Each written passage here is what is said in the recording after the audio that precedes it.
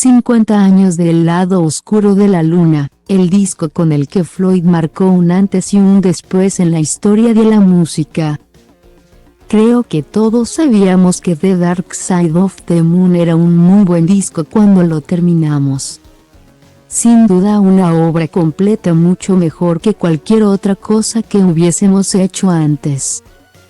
Pero no ofrecía ningún indicio de potencial comercial, de modo que yo me quedé tan sorprendido como todo el mundo cuando empezó a tener tanto éxito. La sencillez del relato proviene nada menos que de la pluma de Nicky Mason, baterista de Pink Floyd y autor del libro Dentro de Pink Floyd. The Dark Side of the Moon fue lanzado al mercado estadounidense hace exactos 50 años. El 1 de marzo de 1973 y al británico, el 24 de marzo de ese mismo año.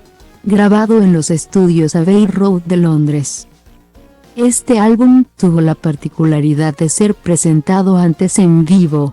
La primera versión se llevó a cabo en febrero de 1972. En el Rainbow Theatre, una sala al norte de la capital británica. Para montar ese show la banda contó con 9 toneladas de instrumental en 3 camiones. 7 altavoces para auditorios, un nuevo equipo de sonido y una mesa de mezclas de 28 canales con 4 salidas cuadrafónicas. Como voz más que autorizada por ser uno de los miembros fundadores, Mason revela varios secretos en el capítulo No existe ninguna cara oscura. El disco en el que compartió la producción y la composición con sus compañeros David Gilmour, Roger Waters y Richard Wright, fue horneado casi literalmente en la cocina de su casa de St. Augustine's Road, en el barrio inglés de Camden. Vale recordar que a esa altura Syd Barrett ya se había alejado de la banda y se encontraba en un profundo ostracismo. Aunque era un muy buen momento para los integrantes que se mantenían dentro del grupo. El estrés surgió como un posible hilo conductor de este álbum bisagra. Entre otras cosas, Mason revela que en el lado oscuro de la luna Roger asumió la tarea de escribir con un estilo estimable. Sus palabras proporcionaron al álbum nuestras letras más abiertas y específicas hasta entonces. El baterista cuenta que en uno de esos encuentros con el grupo se dispusieron a enumerar una lista de dificultades y presiones de la vida moderna, tales como las fechas límites de entrega, los viajes, el estrés de volar, el aliciente del dinero, el miedo a morir y los problemas de inestabilidad mental que podían desembocar en locura. De allí salió el ADN de este álbum conceptual por excelencia que dejaría hitazos como Time, Money y Eclipse. El disco trascendió las fronteras, por supuesto. Para Juanchi Baleirón, cantante de Pericos, The Dark Side of the Moon pelea el primer puesto de la mejor obra conceptual de rock de todos los tiempos. Sin rodeos, Baleirón suelta, es la perfección. Para mí, es el disco de rock mundial. Si lees las letras y las seguís, te conmoves. A mí especialmente me marcó una época de mi vida. Es magia ese disco, es emociones, muchas más cosas que un disco perfecto. Pink Floyd es una banda que tiene ese balance entre inspiración, magia, textura, sonoridad, todo eso logrado. Cuando sentís una obra conceptual completa y te emociona. Pink Floyd es de esos artistas donde uno no se detiene a juzgar, solo a disfrutar. El músico sube la apuesta, todo es increíble. El uso de loops de 7 beats que tiene Money es único. 7x4, una cosa de locos. La guitarra de Gilmour, lo simple, el buen gusto, los colores. El uso de efectos, lo juguetona de la batería de Mason. Es todo magia, inspiración. Todo número 1. no puedo dejar de hablar con felicidad y con emoción de ese disco. De la introducción con Speak to Me hasta los coros de Claire Torrien de Greg Higgin de Esqui. Le dio no con letra, sino con algo cantado y libre, algo que fue genial para la canción. El arte de tapa también es un clásico por sí solo y se ha visto reproducido miles de veces en pósters, mochilas y remeras. Juanchi dice que es sintético, simple, elemental, físico y física. Una luz que entra y se descompone en los 7 colores. Es algo que lo conocíamos todos.